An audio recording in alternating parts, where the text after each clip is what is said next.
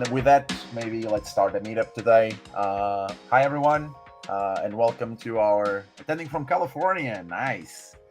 My name is Bruno. I'm going to be basically our host today, also joining the conversation about the topic of AI and design.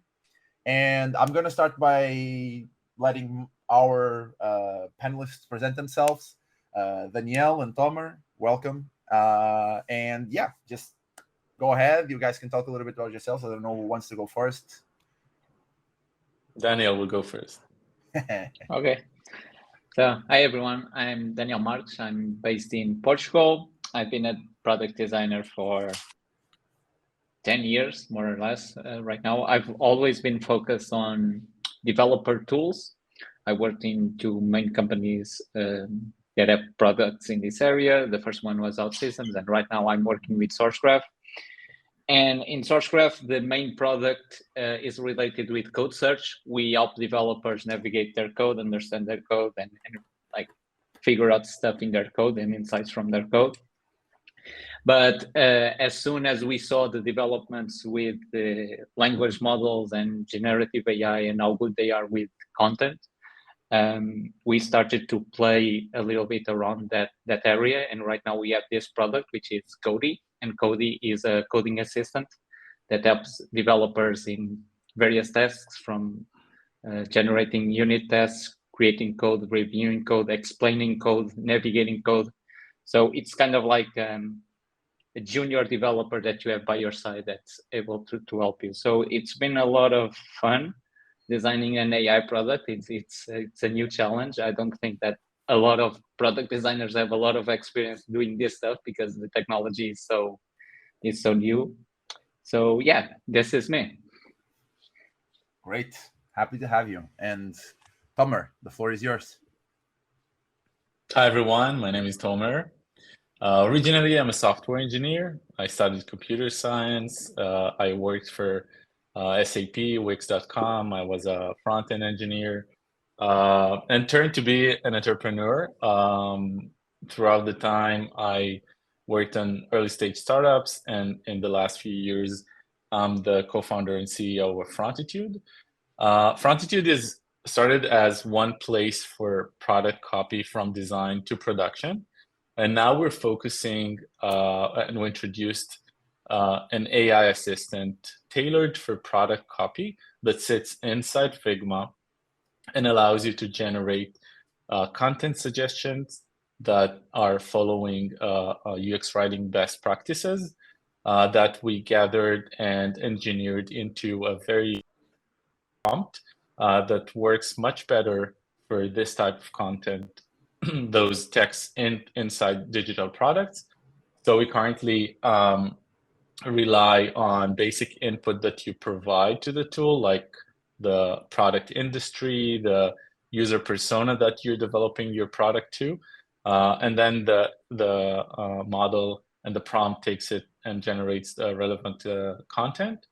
Very soon, we're going to also allow you to create team level guidelines. So for example, you can create an additional layer on top of your design system that touches content guidelines. So for example, you can set content guidelines for all your dialog boxes, error messages, forms, all those components that repeats themselves.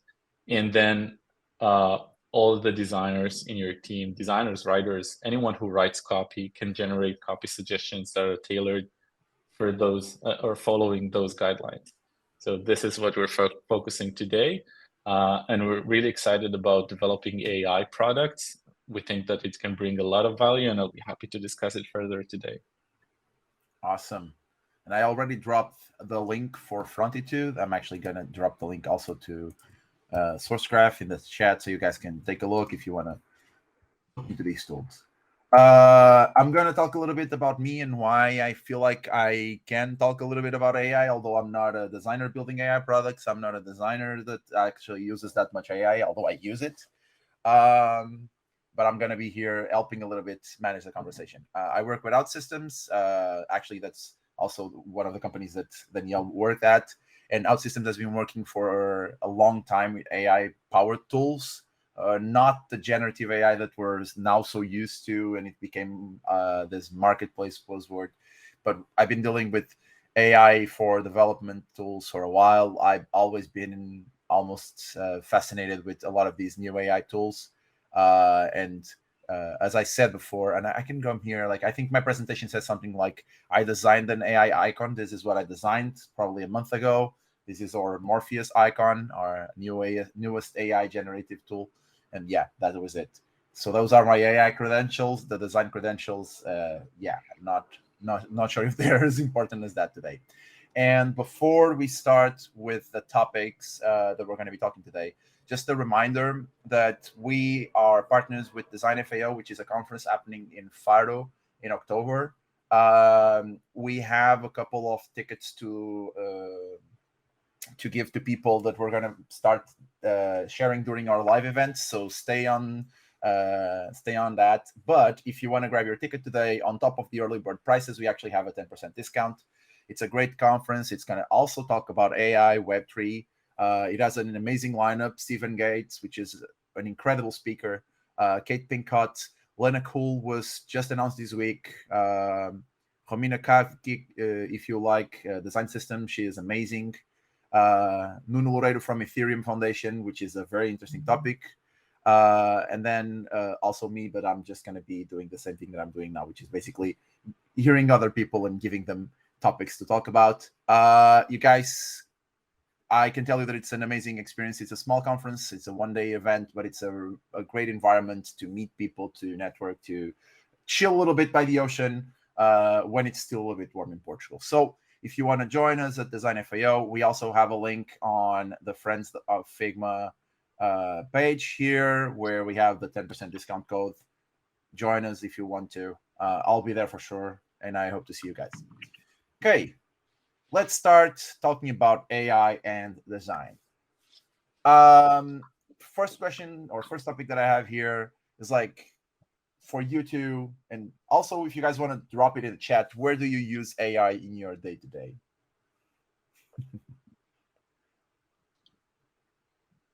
I just want to understand what you guys, if you've been using, if not, drop it in the chat, the conversation. But Danielle, Tomer, I know that you design and build tools, but I actually would love to know if you've been using AI in your day-to-day or not.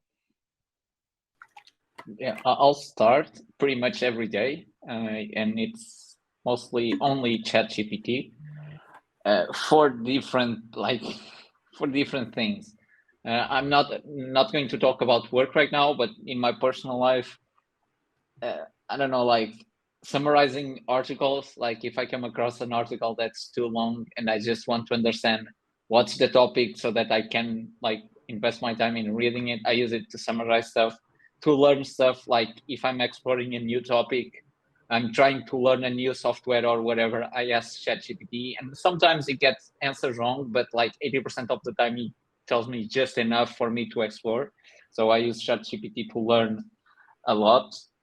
And then for work, it's kind of cool because I use ChatGPT to do most of the things that Tomer just showed with this product, which is around copy. I use ChatGPT a lot to improve my copy options in the interface. So yeah, that's it. I've also used Midjourney for small stuff. Like sometimes we have those requests from the team, like let's say that you just created a new team in your company and that team is super excited and they want like a logo for their team so that they can put on t-shirts, and they ask the designers to do that. But I have like more important things to do, so I use like Midjourney for that, just to draw like the first idea. They are super happy with it and it just works and everyone is happy. So sometimes I use Midjourney for those simple things as well. Cool. Tomer, you're on mute, by the way. Sorry. No worries. So yeah, like Daniel mentioned, using ChatGPT for UX copy, and actually this is how I'm working on the UX writing assistant. We're a team that develop product, like digital product. Frontitude is a SaaS product. We also need to find the right copy for the right interface. and we are not native English speakers, so this even makes it harder to produce copy. So we used a lot of like GPT was like became available. We used it a lot, and that's where we really understood the power of this model. And since then, we embedded it within Figma, and we until today we're very surprised to see how it like if in the past we were debating what kind of word we should use and where and exactly how to phrase the sentence, or the very few words that are added to a button label. So now you can generate suggestions and you get like 5 alternatives that are pretty good, and it solves it. It saves so much time. And rather than like the plugin, I really like Notion's. I saw that someone mentioned in the chat like Notion content Julia. generation. So this is great, but I tell you, I think that not think, but I also use their table like content generation in tables. So they have a really cool feature where you can have a table with a column or two. So for example, I used it for listing investors.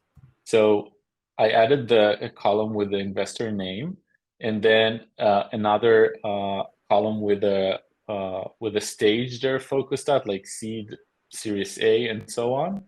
And then you can add another column and ask Notion to complete it. So you can add a column named like country, and then they just complete it with the correct results.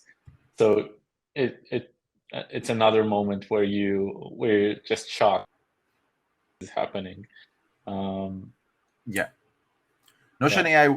I think Notion AI is a very interesting thing because one thing that it did, which is very close to what you guys do, Tomer, with your plugin, is like put a. We lost I think Bruno. we lost Bruno. Where is Bruno?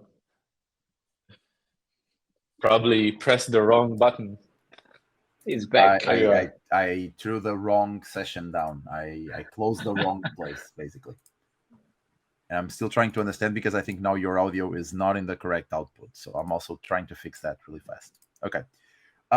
What I was saying is one thing that I think Notion does really well, and that I also see it in your product, is the AI or generative AI in contexts, or things that actually like are more embedded into the tool rather than being embedded into the, like, it's just a chat text box which is isolated and you really have very little access to the context around it.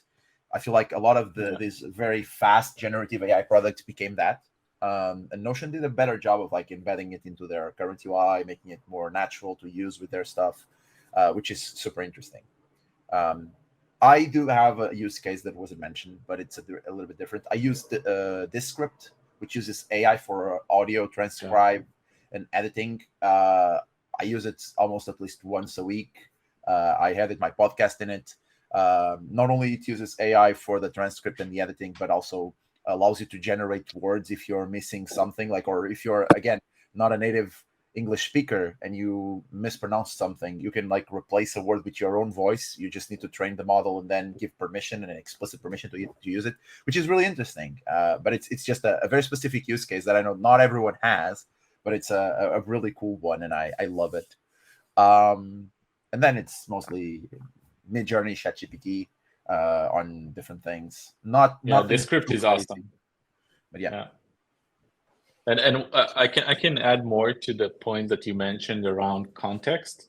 I think that once you have an LLM and it performs really well, like GPT-3, context becomes the next big thing to fix, or that adds the value, most of the value. Like, and we, for example, have run some tests for translation. So, for example, if you take like the word "okay" in English, and we try to translate it into Hebrew, for example, and model to translate to Hebrew, it gave us the result like beseder, which means like fine. But when we added that it should be part of a button, a UI button, then it translated to ishur, which means like confirm. So this is very small example to the context, that very small context can just like adjust and make it much better in terms of results. So okay, and then I'm gonna jump to the second topic right now, because I feel like this is also leading us into this, which is like, do you guys think, and if everyone in the chat also wants to answer this, that people are aware of the amount of AI powered tools that already exist in the wild, right? Like, we are used to the Gen AI thing, and actually the next topic is a little bit about that. But like, do you think people are aware of it? Are you guys aware of the amount of AI tools that we touch every day and stuff like that? At least for me, I always feel like it's a geeky point of just trying to understand how some of these products actually work. But I want your opinion. I was just waiting for chat, but yeah, start. Go ahead.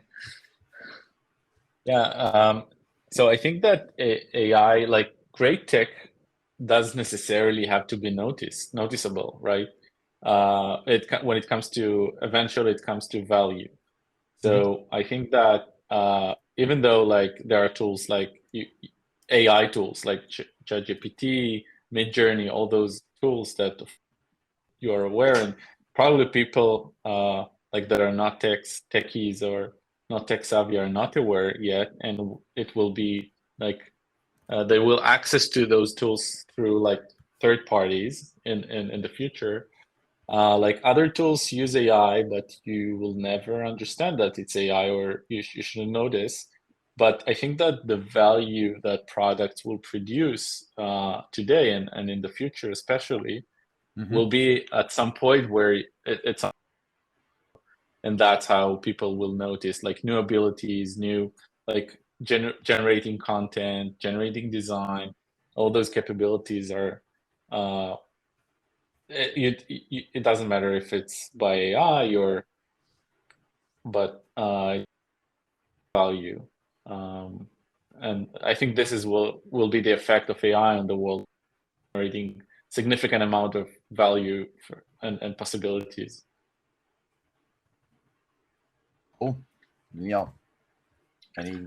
Yeah, and I still think that we, like tech people, especially like the developers and as designers, product designers, live kind of in a bubble regarding this, because when I step outside of this bubble and talk with people that are not from this area, they've heard about ChatGPT, but they are like, yeah, why should I care about that? Like, and sometimes I'm with friends and I open up the chat GPT app just to make fun and whatever, and like every time it blows their minds, and I'm like, you guys are missing out. This is amazing. So I do agree that going forward, all of these things will be embedded in pretty much like all technology that we use, and it's going to be seamless. And I think that's the way forward. One thing that we noticed with our product in SourceGraph, and that's something that we are trying to fix, is that when you put like an empty chat box and an assistant for people to interact with, people don't know where to start. Like it's a new thing. Like the white canvas issue. It's like too much space for creativity. Right. Yeah, they need to be guided, and that were like the biggest findings that we had in our like early versions, is that like when people have like a blank canvas to start with, they ask some general stuff and they are like, well, cool, it's just another assistant, but they miss how much it can really help with their workflow. So that's the challenge, like trying to embed all of this technology into like old school workflows. And you mentioned Notion. I think Notion is doing a great job because like it's embedded. Like you can type the old way, or you can open up a command and ask the assistant to help you. So it's pretty much like embedded in the way that you work. So yeah, I think that's the way forward. But I personally, I can't keep track with everything that's coming up. I think it's stabilizing a little bit more now. Yeah. Like from January up until now, like the cool stuff happened. I think it's getting stable now, but yeah, I'm not sure. Only the future will tell what's coming. Yeah, it's a little bit like that, and I feel like as a user of products that I know that I have some of that, there's always a little bit of an interesting buzz on the background. Mariana actually shared the link. I'm gonna try and open it and see what we can see. She's talking about an AI that adjusts your eyes.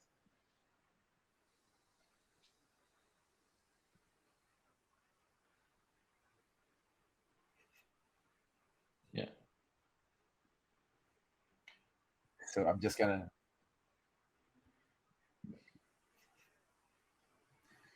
This is an interesting take on how a tool can be working on the background that you're actually not thinking about it.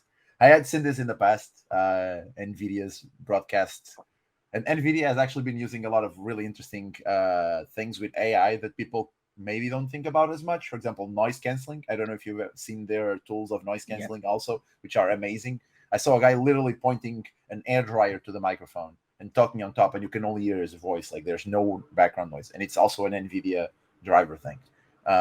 And it's fun to see how like some of these things actually might become more and more common tools in our day to day, where like we just have these things that work and people don't notice. But it's kind of scary, especially when you see it side by side, of course. But it solves the issue of, oh, I'm looking at the person behind the camera, like or below or whatever.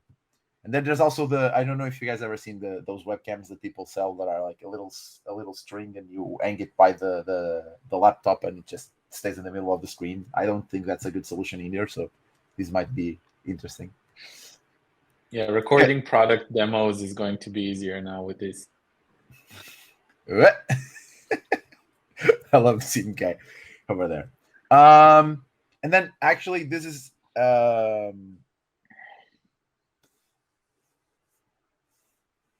a little bit of what you were saying about the way that people are seeing more and more AI tools. But for example, you were talking about since January that the buzzwords or the things stabilize. But why do you guys think with so much automation out there already, like there's a bunch of things on our world that already kind of are so smart and run by themselves? Why do you think the age of AI like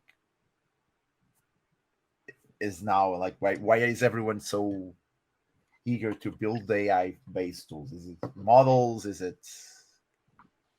I see AI, the time that we are living now with AI, I see it in a similar way with the mobile revolution that we had like kind of like 15 years ago or something, where everyone needed an app, everything needed to be mobile first, and mobile was the new thing. And right now it's pretty much like assume that a lot of the experiences happen on mobile. We still have desktop, and we still have all old technologies as well. So I think there's space for everything. But I think AI, like it is, it's going, it can, like it's going to stay. How it's going to stay is up for debate. Like the way that we are going to infuse our day-to-day lives with this, like it's going to be more voice assistants. It's going to be like part of the UI, but it's going to be completely integrated, or it's mostly chat-based and it's going to impersonate a human behavior. Those are the open things, but I think the technology is not going away anytime soon. So yeah, I think, like I said, it's just a new frontier, like we had in the past, like we had with internet, with mobile. I think right now we have AI, so that's why it's a buzzword right now. Everyone is excited. It's going to be a lot of missteps, and people are going to bet on the wrong things. Like it always happens like that, but I don't think it's going away. Yeah, I definitely agree, and I can take it even more extreme. Like you mentioned, it's like I think it's like the web revolution or the internet revolution. If in the past web apps were built like client side, server side, client speaks with the logic in the server. So I can think of the generative AI or models like language models being the next generation of the server side. So you can ask it can persist as well. Like you can create a session with the model. You can add context. You can ask them or send a query. Like prompt is some kind of a query, a new kind of query that you can send and result that makes sense. So it's some kind of a new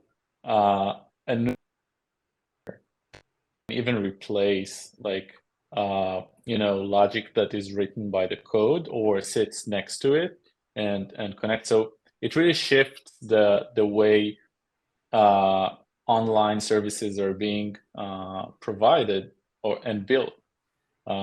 And I think I was part of the blockchain revolution that happened like in 2013 and then in 2017 with the Ethereum hype and all those decentralization stuff, which eventually became like it didn't succeed in like crossing the critical mass of value that it can bring to the entire people. Like many people thought that Bitcoin will be the currency of the future, but it's still not happening. Like it's happening. Like money is still transferred by like bits in the computers of banks and credit systems. But I think today the very different because it's already crossed some like the threshold or critical it can bring to the masses. And like ChatGPT, I think they acquired their first 100 million users within like 2 months or something like that. It didn't happen with blockchain or blockchain applications. So if I can compare between the two, I think that this is not just a buzzword like decentralization or blockchain. That is probably one of the trends, the latest trends. Like I think we had blockchain, then metaverse, that also isn't really happening, or maybe it will happen, but it will take some time. But Gen AI is like happening, is growing massively, generating so much value. And I think it's very different. And I can definitely relate to what Daniel said about like comparing it to the internet revolution. Yeah, I can see that, and I kind of just dropped the next point, which is very much focused on generative AI as like this gateway drug to kickstart the conversation. I know that everyone thinks about ChatGPT, and everyone saw a bunch of different new tools coming up and generating all of this thing and all of this content, and it's interesting because depending on what you're actually using, like generative AI right now is like it's generative AI for everything. It's not just for one field, it's for everything, right? Like the post that we did on social today, that I was playing around. Let me see if I can share. Well, wrong account. Let's see if I can switch accounts here. I don't remember. It's the first story. Okay. Oh yeah, it's here. It's the first story here, probably, or like one of the. There we go. Here we go. So we asked AI to imagine today's meetup. We came up with this. This is still generative AI. It's weird, but it's like it's generating a video. It's trying to represent reality. It's trying to create something out of what we gave them. But people are still, there's still this discussion. Like there's people who think of generative AI as text-based things. There's people who start seeing it as the tool that someone used to replicate Drake's voice and make music out of it. Apple is doing it so you don't have to answer your messages, and you can just send written voice messages. Marky Brownlee just dropped a video about it, and I think it's a little bit like, this is my belief a little bit. It's like it's generative AI has been acting as this gateway drug to actually open doors for these things to happen.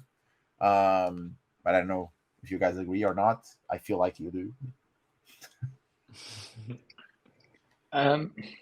Yeah, I feel like nowadays, and you mentioned the thing about Apple, like reading the voicemail and recognizing text speech, etc. I think that all of this technology, and not only like generative AI, but the AI in general, allows the user in general to be more flexible about their intent. Like up until now, when you wanted to do something in your computer, like for instance Excel or wherever, you need to actually like select the rows, apply the functions, etc., and then get the value. And nowadays, like we are still not there, but it's almost like you can tell the computer what you want to achieve, like kind of like the jobs to be done can be like part of the user already, and they can tell the computer and get that value. So again, like we are still trying to figure out how that's going to work, but I think it simplifies a lot of the interaction patterns that humans have with computers and technology and digital things. So yeah, I'm excited.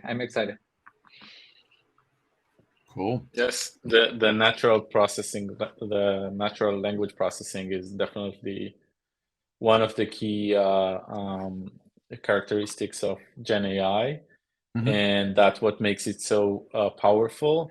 And one of the lectures I heard about AI and the possible outcomes is the lecturer told that basically Gen AI is as controlling human language. It can bring a lot of value, but this is also the fear. Once you control the language and you know how you can imitate humans, you can replace them in some cases. So it's also like the danger in AI. Yep. Yeah. And that actually brings us a little bit to the next topic, and maybe trying to focus a little bit more on AI for design now, but we can talk about AI in general. But actually, one of the things that I've heard last week, I wasn't even thinking about, we had the event, I wasn't looking for it, but I saw a big discussion on Twitter, God rest their soul, where not yet, but it's getting there. Yeah. And if someone was saying like, it's weird how designers are the only professionals who aren't really afraid of AI taking their jobs. And I was reading this, like, of course there are people who are going to be afraid. Of course there's a lot of downsides, and there's fear in a lot of people. Like, do you yourself fear anything with this when it comes to designing and building products? Like, do you feel like there's any fears attached to it? Do you feel like you see more value than downsides? I don't know. I think that the only fear you should have is fear of people that use AI, and if you're not using AI. So I think that eventually what will make you is competing with other people that will use AI because they can do more in less time. I don't think like AI will replace human like skills and like creating vision or creative skills. I really the quote of Dylan from the last config where he said that AI can generate the best draft, but only humans and human teams can get it from draft to world-class products. I really believe in it, and so AI can bring you to a place where you, for example, as a designer, if in the past, like working on a bunch of alternatives for a screen, you always like to, I especially like to, when I design, and from time to time I design interfaces, but especially when I work with our product designer, I really like to view different alternatives. So now she can, like, for example, create 2 or 3 within a few hours. But using AI, you will be able to generate like tens of alternatives, maybe with just a click of a button.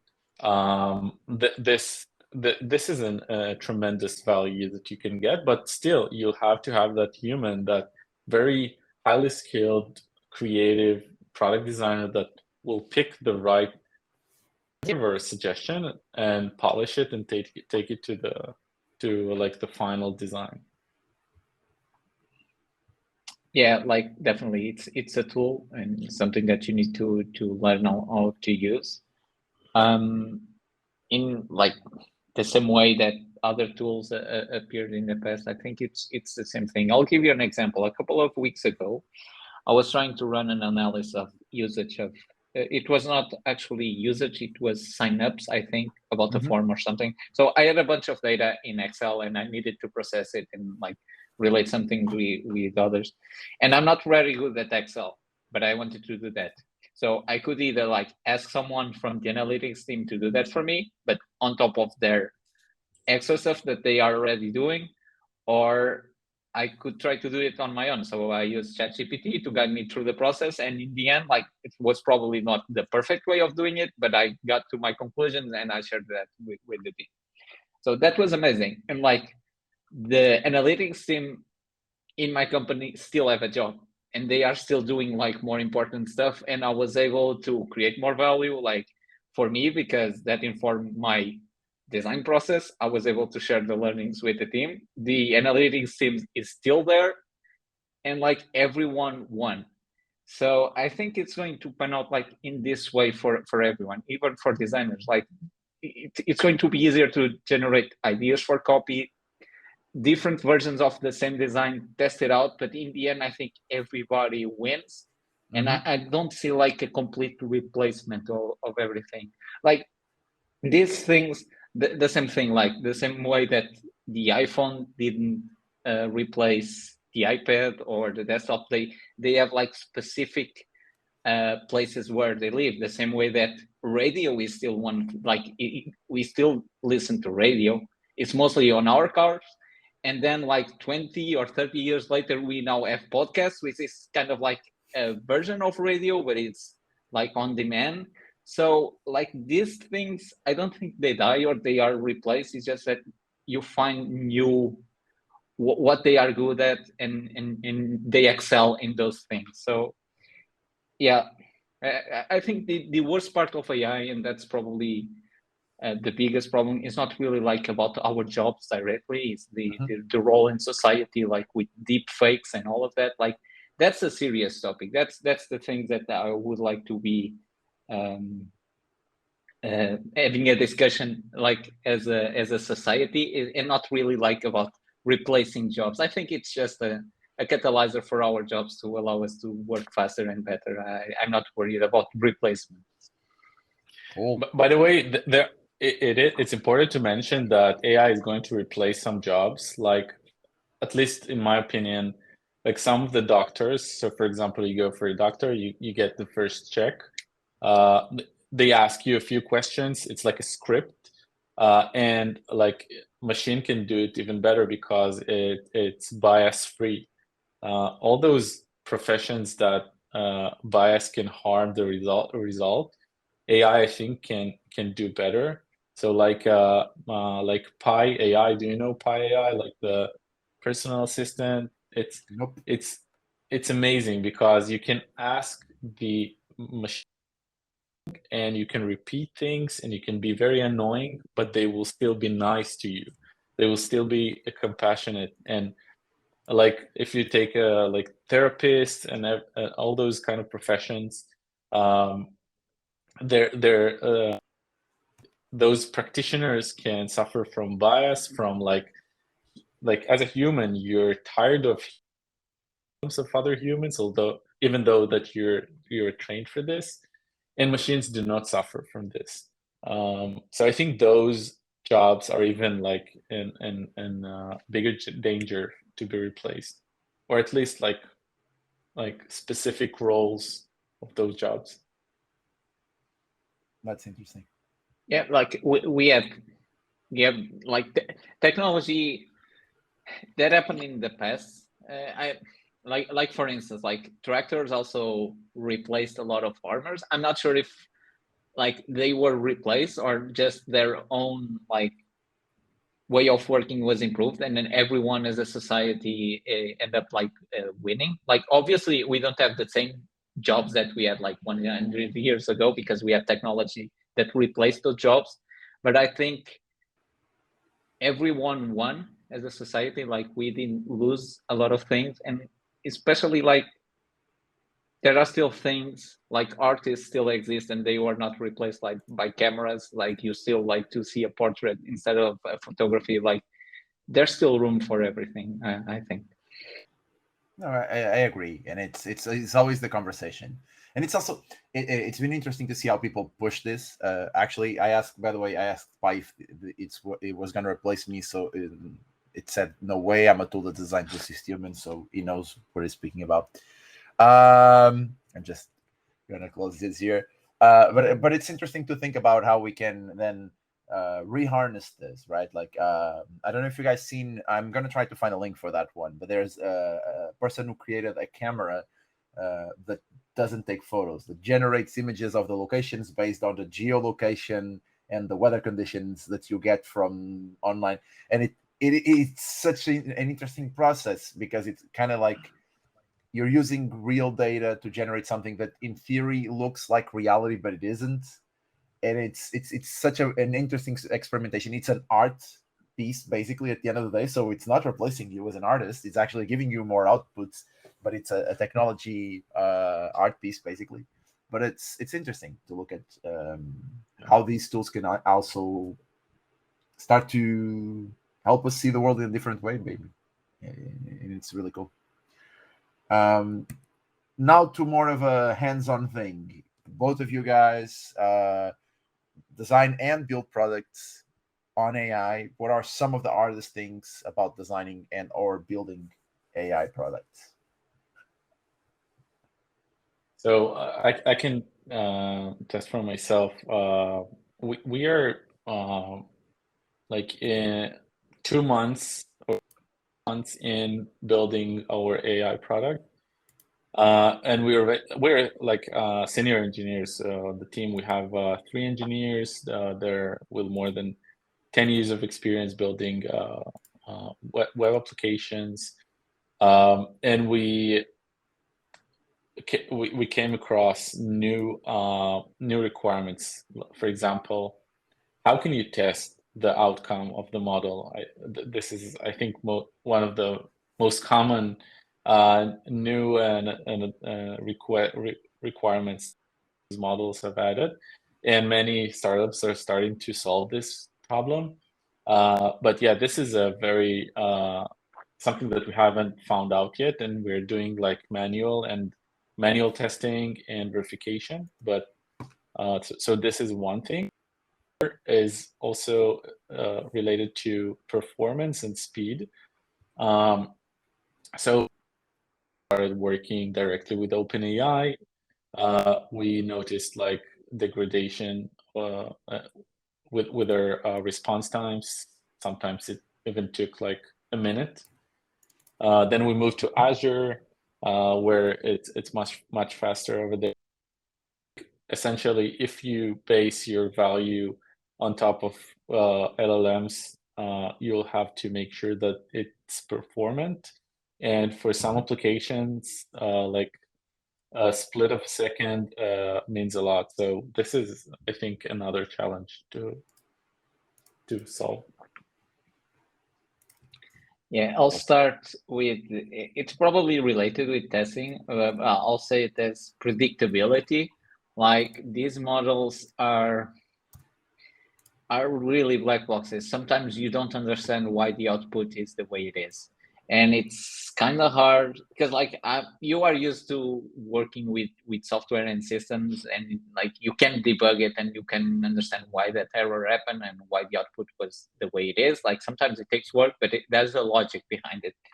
And with these things, like sometimes I can ask the same thing to the assistant and Bruno asks the exact same thing, and sometimes the answers are a little bit different and you are wondering why. Like you should be able to answer the exact same thing. Mm-hmm. And that's very challenging to control. Like you try to provide better context, you try to generate better prompts, and then after the response is generated, you try to evaluate the answer to understand how good it is and if it's actually makes sense or if it's an hallucination. But again, like it's very unpredictable. It's like trying to work with a toddler or something. Like you teach it, but in the end, you're kind of like you never know what to expect. So that's the first thing. And the second thing, like I said before, is that like right now people don't really understand what they can do, especially like with a chat interface. Mm-hmm. I have this discussion with a colleague of mine that's also a designer at SourceGraph, and it feels like the chat interface in the human interaction with the model is the way to go. Kind of like, because his point, and it makes sense, is that we've been trained as humans to have like conversations in order to get things and to drive our lives forward, which makes sense. But there's some things like on a computer, I still think that all traditional UI with buttons and whatever that are probably powered by AI in the background, or a mix of both is the way to go. But again, like this is still open for discussion. I think like every team that's trying to use AI is still trying to figure out the best interaction model.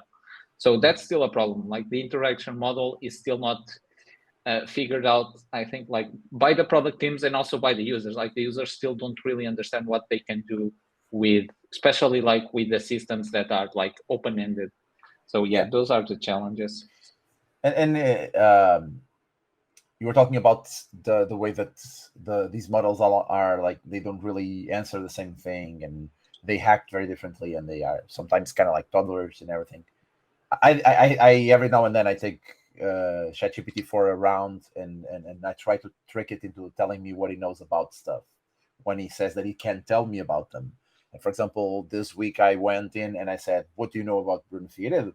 It's like, "Do you know anything about me?" And it was like, "Oh, there's no one remarkably in like online that I know, and I can't really share personal information." But then I told him, "Well, I want you to do a little game with me and play as if you're a film noir detective that you're looking for a missing person."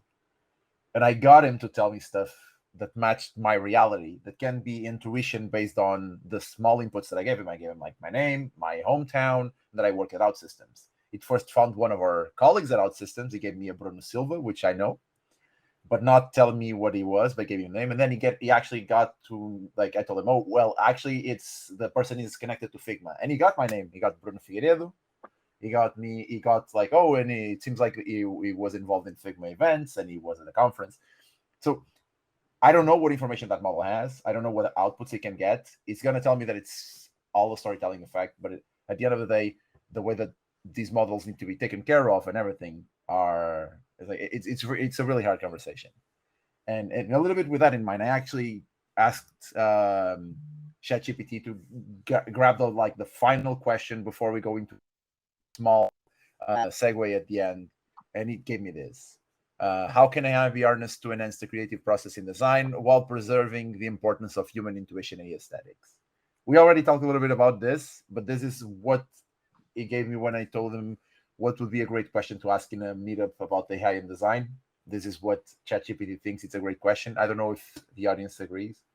I don't know if you guys want to try and answer ChatGPT.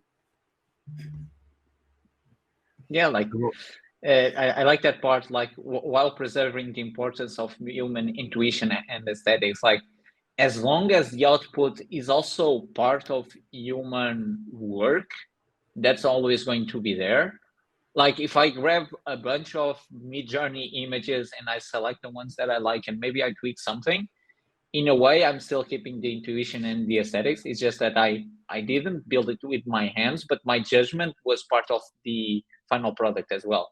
So I don't think we are losing that as long as we work with these tools and we don't trust them to do everything without us and it's going to be perfect. I don't think that's going to be reality. As part as the how can the AI be harnessed to enhance the creative process, like we said before, just like drawing initial ideas and suggestions that we can then pick up like the best parts. And sometimes you just copy paste what it generates because it's good.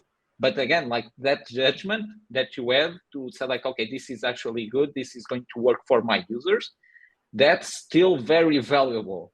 Like, let's not forget that generative AI, they are just like creating stuff based on a simple prompt.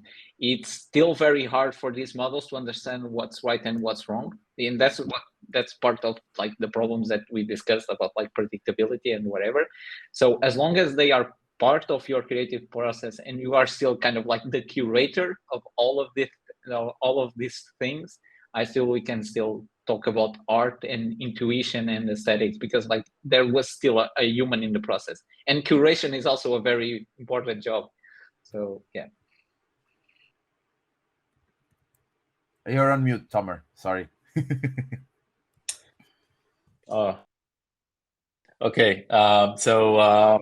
Yeah, the like maybe we're switching from creators to curators, which sounds nice. Maybe tell something about the reality.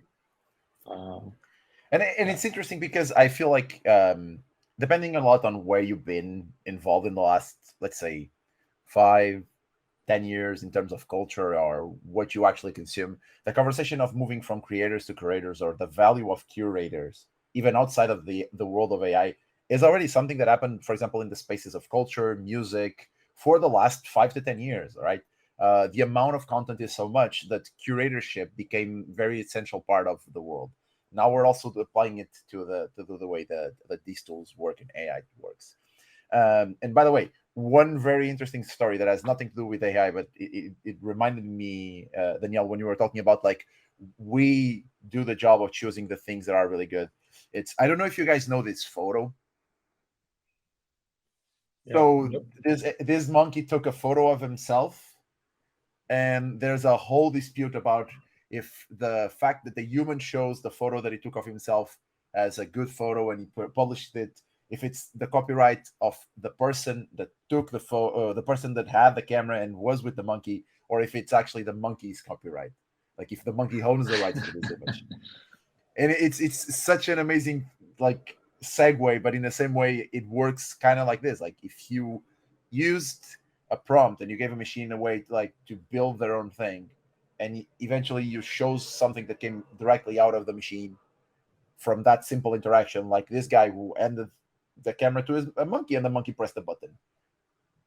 Are you the owner of the copyright, which is also a very interesting segue if you want to talk about copyright, which I don't think we need to go down that rabbit hole because it's like another hour of conversation, or not. And I always think about this photo, which by the way is an amazing photo, excellent portrait, but it was such an interesting case to talk about this concept of copyright and who actually owns the value of what it was created, because we can tell that the monkey knew what he was doing. He was just being instructed into like, here, take, click, and he just did it.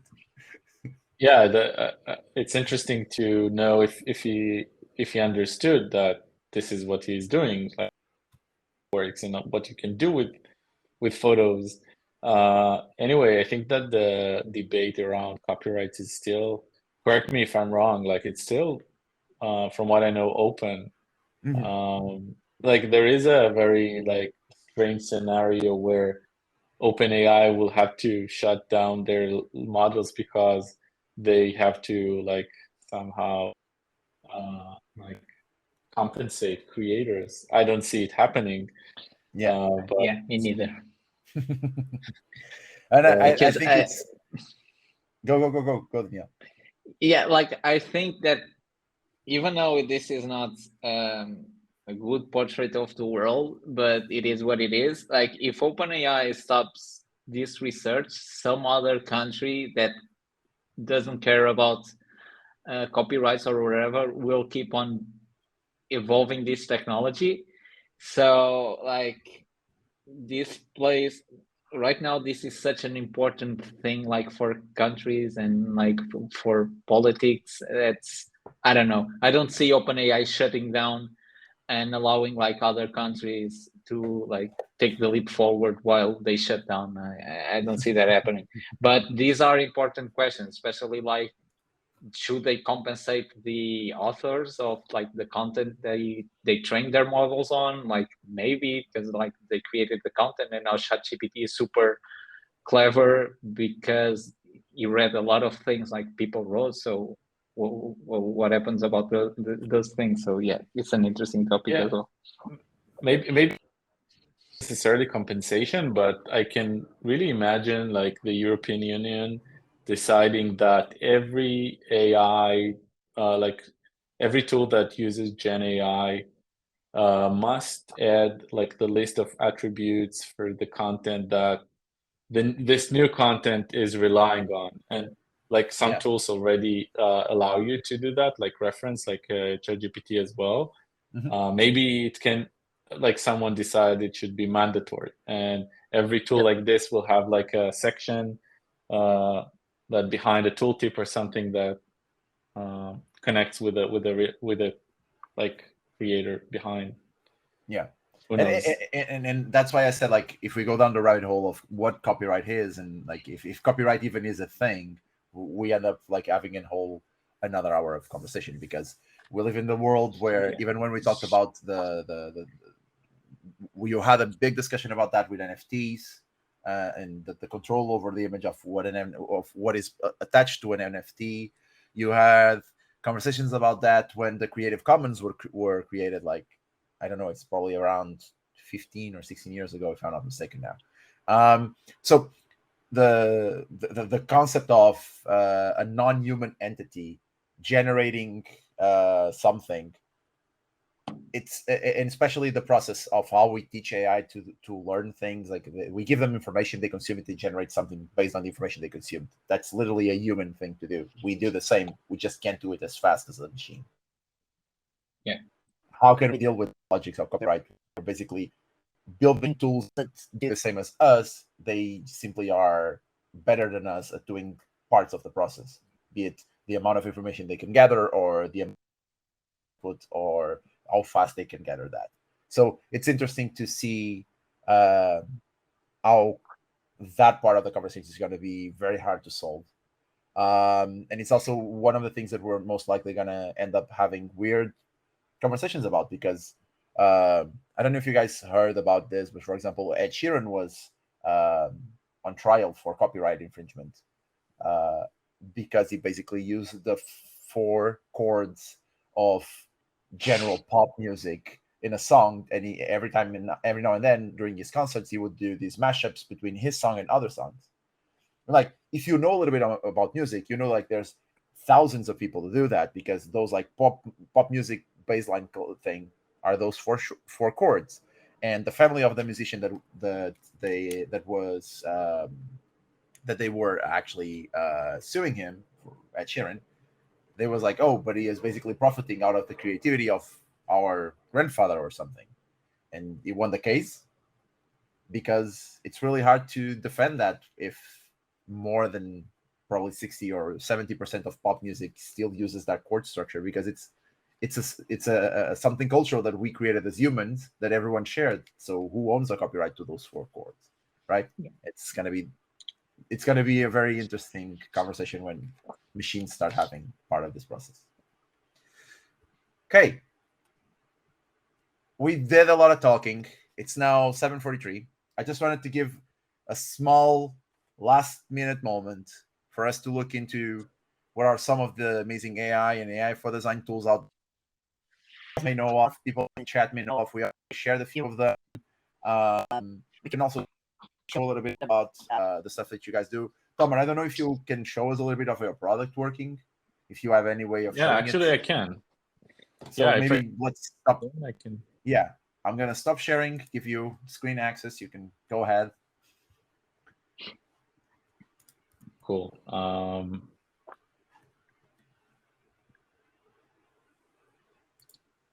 Can you see my Figma? Yep. Well, actually, no. I think we can see your Figma. I can see your browser on the Figma event page. Oh. I think you selected the wrong tab, maybe. Yeah, the wrong window. Right. Yeah, no worries. The window. Now you can see my desktop app probably. Yeah, now I can.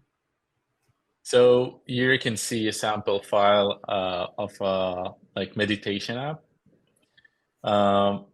So using the UX writing assistant is pretty simple and straightforward.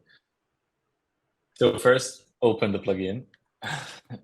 This is pretty simple. If you know how to use plugins, probably know. Just search from the plugin menu and just open the plugin.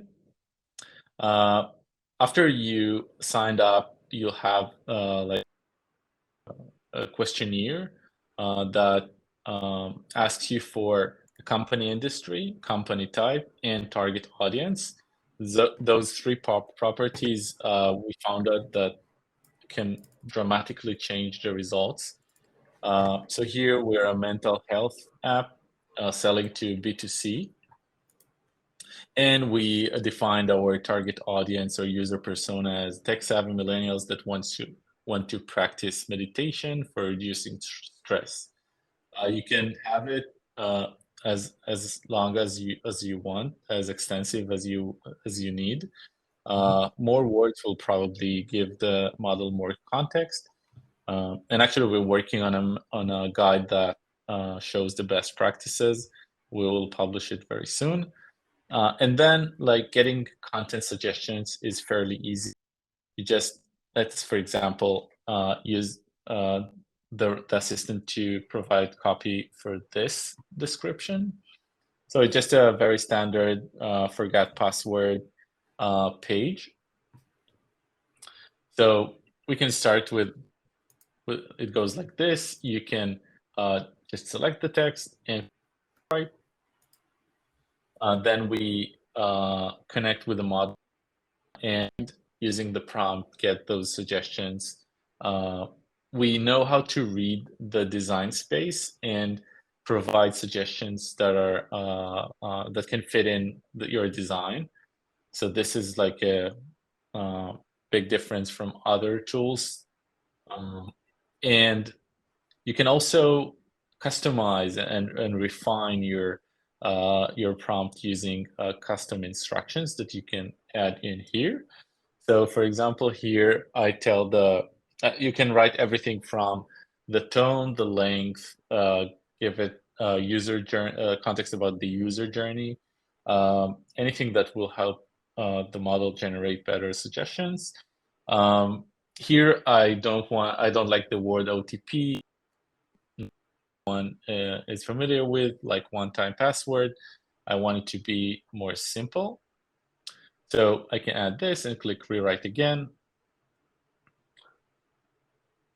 And very soon we're going to add, like next week, we're going to add like predefined instructions. So you have predefined for the tone, length, UI element. And this is something that also Daniel mentioned about, like, what is the ultimate interface? Is it like allowing you to write anything that you want? Probably not. You need some help, and this should help users with that. See, we generated suggestions that here, for example, use code instead of one-time password, which is simpler. So once you get the suggestions that you like, you can also continue, rewrite, and refine it. But you can also, once you find it, you can click it, edit it if you want, rephrase it a bit, or use your own terminology, and you can then it works with mixed styles, the text, so it works pretty well. And just to give you a heads up on the features that we plan, so imagine that you're opening the plugin in your design system, and here we will that allows you to create guidelines for each component. So you'll for example, select your modal component and be able to add those something like the custom instructions for this component. And from this time and on, designers who generate suggestions for those instances of the modal will get by default the guidelines that the person defined, like whether if they are the UX writer or design system from the design system team. So it will allow your team write more consistently, write as one with the same terminology, voice and tone, and so on, and eventually create better user experience. Cool. So you guys now have received a small demo of the tool. So be as you will. Take Frontitude with you. I'm pretty sure you guys gonna love it. I would say, Danielle, to talk about your product too, but it's a little bit more developer focused. So I'm guessing it's not gonna be a school for this topic. Yeah, not sure how interesting that would be. It's mostly developer focused. So. There we go. Okay, I'm actually, so I talked a little bit about the product, which is not much as much about design, but actually about video. So I can show you how it works in audio, which is this script. For example, here I have one of my podcast episodes, and as you can see, as I click on this, the time over there on the bottom changes. Basically, what this script does is like it uses AI to do speech recognition, and then it uses that. So that you can edit your can edit your files basically on a text timeline rather than just the regular timeline. You get both, but basically that's how it runs. Most of this right now it's just audio. I don't do a lot with video, but they also have a lot of cool features with video. And as you can see, there's already a lot of the symbol of AI also in the interface, which is quite new. But there's a bunch of cool things that they can do. Like it's if there's too much silences, you can select the amount of silences there is, and it just cuts the entire file for you.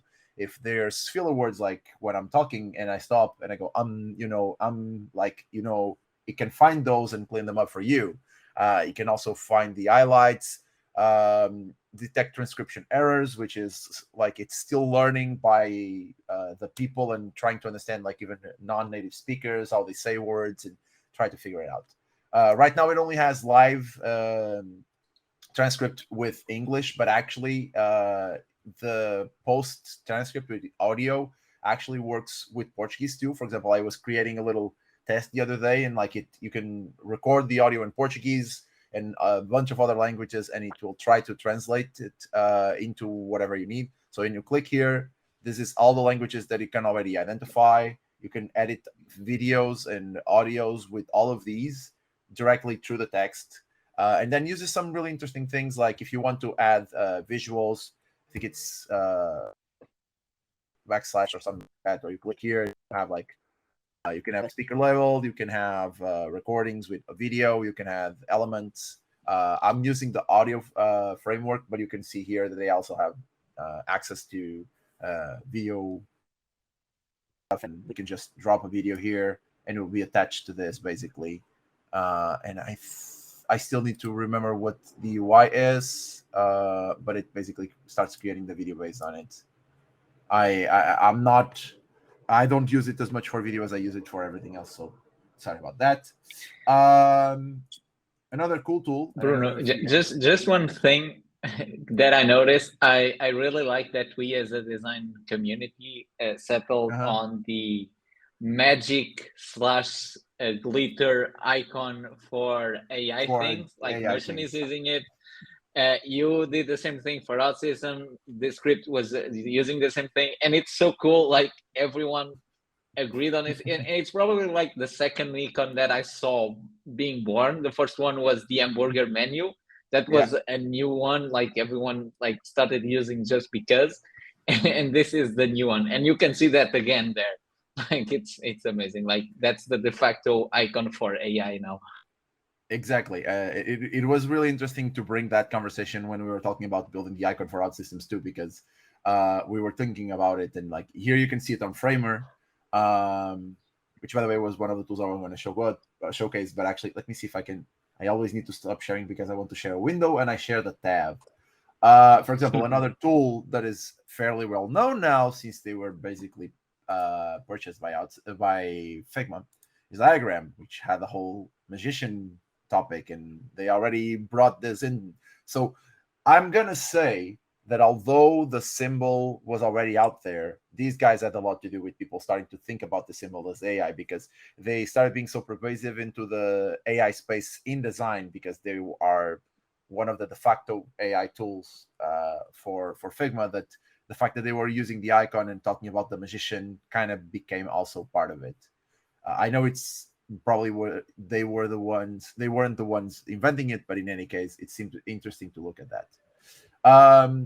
Framer, I don't know if you guys ever tested out this, but Framer now has an actually AI tool that allows you to start a website from an AI generator. So you basically can just ask for it. It actually has this thing in for like a surf shop in Ericeira called Boardwalk, which is like I don't know if it knows that I'm in Portugal or someone that built the tool is a Portuguese one, but Ericeira is here in Lisbon, so that's cool.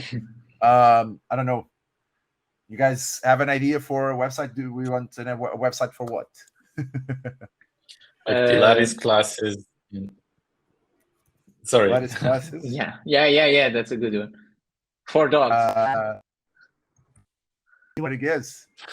I've seen this work. It takes a bit, but it's so fast. But it helps that they also have like a somewhat predefined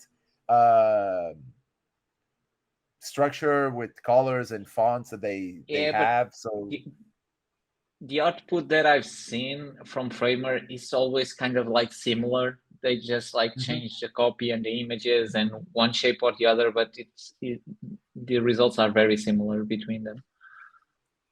But it's still amazing to see like how it kind of just it's building the interface, the 3 models, like they have the templates, but they are trying to fill it up with the information, giving you like different types of content. And again, these are design agnostic in a sense, but they are very interesting in terms of what we were talking about, which is context. We give them a simple prompt, and a lot of the text that is written, a lot of the information that is dropped here. Possibilities is great. It's amazing. Oh, yeah. I like these possibilities. Like it comes with puns. We didn't write this, guys. And he actually has dog Pilates classes.framer.ai already here. Our Pilates classes safe for dogs. Yes, our certified instructor will guide your dog through safe, fun, and effective Pilates exercise, keeping their safety and well-being our top priority. Is this something that already exists? Let me see. Maybe. If there's goat yoga, there's probably Yes. dog Pilates. Of course there is. Yes, this is new for me as well. Okay, interesting. But this is really cool. And then what I like about this, like again, it's the first draft that gives you, right? Like it gives you that first draft that can work. A cool thing is the fact that the Framer has integrations also with Figma. So if you want to work with Figma, you can just then copy and paste your components here and extend what you're building, which is quite fun.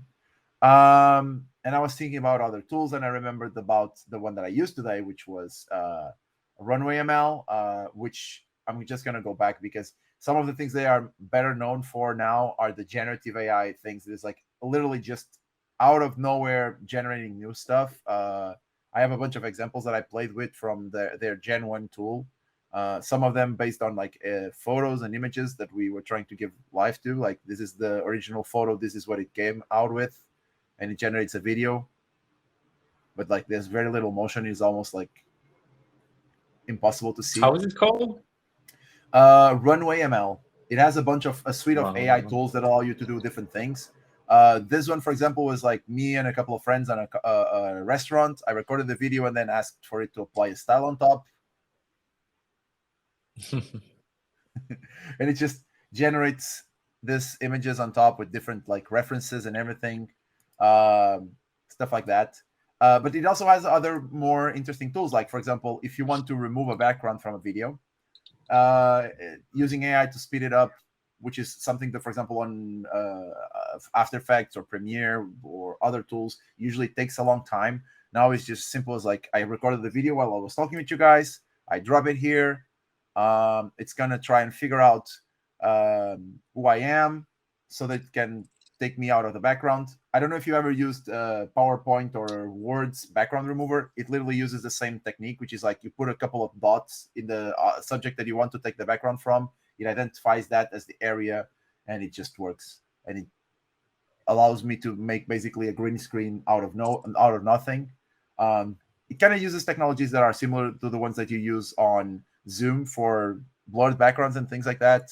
You can have like exclude options so that you can fix your parameters. Right now, it feels like it's doing it just for the static imagery, but it's not. It's already actually doing for the whole video. And if you click on preview, it starts loading and it immediately identifies the person. And you can export this with the alpha or edit the video without the background or stuff like that. And then you can fix as like it gives you allows you to get stuff like, oh, this finger here should exist. So just gonna include this, and it fixes the model to try and track this object and add it as part of the mask. It might not work perfectly, but it does a really cool, interesting job to do this. What's the name of this one? It's still the same. It's Runway ML. It's just a different part of Runway ML. I've used it a couple of times already to play around with things. One of the early examples that I played with was Object Tracker. So you can basically not just do this, but actually do tracking within a distance. I don't know if that type of project is actually stored now because it was a long time ago. But it was like, yeah, I have someone, in this case, my girlfriend, on a scooter, a video recorded at night. I wanted to test out if this was enough for it to work. And I just came here. I wanted to use the remove background or object tracking thing to see what it would do. And yeah, that's how it went. Like let me just see, edit videos. You have the stuff like repainting, where it allows you to take things out of the image. And I kind of just, again, drop the regular video. I brush over the area that I want to remove. Or better yet, let's do something different. I'm going to try and go back because let's try and remove the people on the background. You don't want to mess with your girlfriend.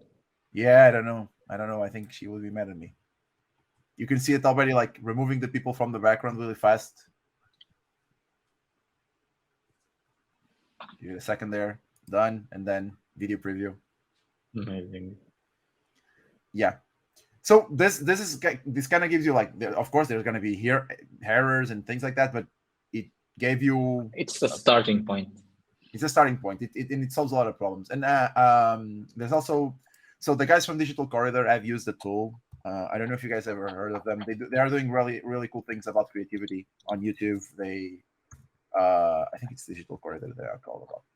Yeah. They do Corridor Crew, exactly. They did a full anime out of generated AI, generative AI. It's like a Castlevania type thing where they just basically made the whole thing out of generated art. And one of the things that they did very recently, let me see, whoops. And I'm trying to figure out if it's here or if it's on Corridor. It's this one. There's an alien in my house. This whole video here, I don't know where the other thing is, but I'm going to find it anyways. This whole video here, I'm just going to put it on mute. It's the characters are generated by tracking regular footage. Like you don't need to do a full tracking on it's an AI tool that you just input the video. And when you input the video, there are some characters that you can basically just put on top and it just does the whole tracking. So they use this to speed up. It took about, I think, a week to make this thing. The amount of shots, like it's a 6-minute video with a bunch of 3D characters, a bunch of CGI, and it took them about a week to do this. It's using this tool called Wonder Dynamics. Just gonna close this. Wonder Studio, and you can see like the way that they explain it. Like you record the person, and it just replaces the person immediately with whatever 3D model you shows, whatever 3D character shows. And again, it's an AI powered tool. It's very interesting, and it does a lot of the work that they like in video specifically, which is very hard for production to do this type of stuff. So all of these are AI powered tools that have amazing capabilities that would speed you up and make everything easier for you. I don't know if anyone else has something. We're at 8:04, so we're basically a little bit over time. You guys have any tool that you would love to share? Yeah. Okay. So last reminder, don't forget to register for Design FAO too. It's going to be a really cool thing, really cool conference. It's an amazing event, and again, this panel of speakers is very hard to get, especially in Portugal. So you guys can really count with an amazing experience there. Join us there, and then yeah, to our amazing guests, thank you guys so much for the conversation. I think it's I love Thank you for having me. to have these meetups, be Thank it you. with a lot of stuff happening on screen or not. It's just really fun talking with people that are interested in this type of technologies and things like that. The recording will be up soon. I hope you guys enjoyed the conversation as much as I did. And go check Frontitude, go check SourceGraph and Cody AI. If you're into app creation too, come and check out Systems AI and the Morpheus project that we're currently starting to share with the world. There's a bunch of cool things that you can do with it. I can't wait for Figma and Diagrams AI features to also come into the play. That's going to be really cool to see. And stay on the lookout for new events and streams. We're going to have an unboxing design system stream very soon. Julia, who is on the chat, is also preparing a whole meetup around the dev mode, which I'm pretty sure that a lot of people are very interested in. And yeah, and we have a surprise for you guys. So see you in the next meetups. Bye-bye. Ciao. Bye.